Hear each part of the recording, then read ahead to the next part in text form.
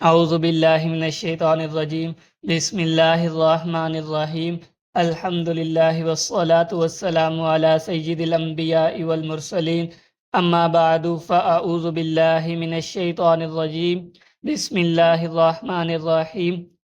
اللہ تعالیٰ نے ارشاد فرمایا لا يحزنهم الفزع الاکبر وتتلقاهم الملائکہ ھذا یومکم الذی کنتم توعدون۔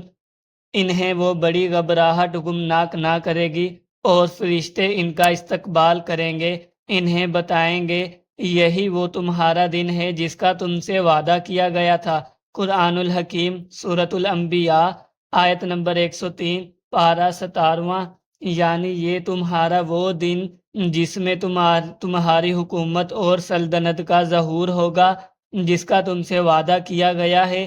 یہ وہ دن ہے جس دن تمہاری شفاعت قبول ہوگی اور تم باقی تمام لوگوں سے ممتاز ہو جاؤ گے۔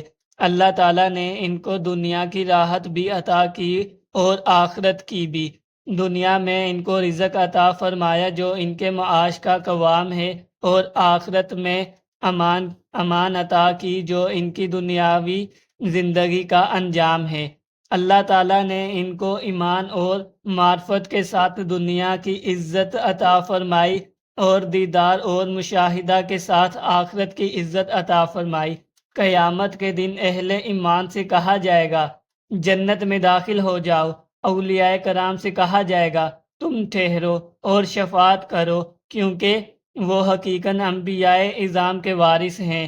شفاعت انبیاء اور مرسلین کے وظائف میں سے ہے، اس سے اولیاء کرام کو حصہ وفر عطا کیا جائے گا۔ اولیاء کرام کی موت کے وقت بھی نگہبانی ہوتی ہے۔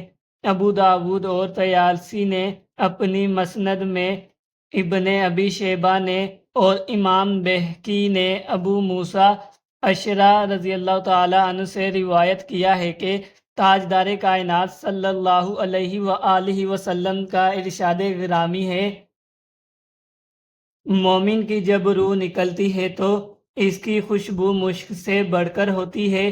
اسے فرشتے آسمان کی طرف لے جاتے ہیں اور کہتے ہیں اے فلاں، اور اس کے اچھے اعمال کا ذکر کرتے ہیں اور کہتے ہیں تم سلامت رہو اور جو تمہارے ساتھ ہے وہ سلامت رہے۔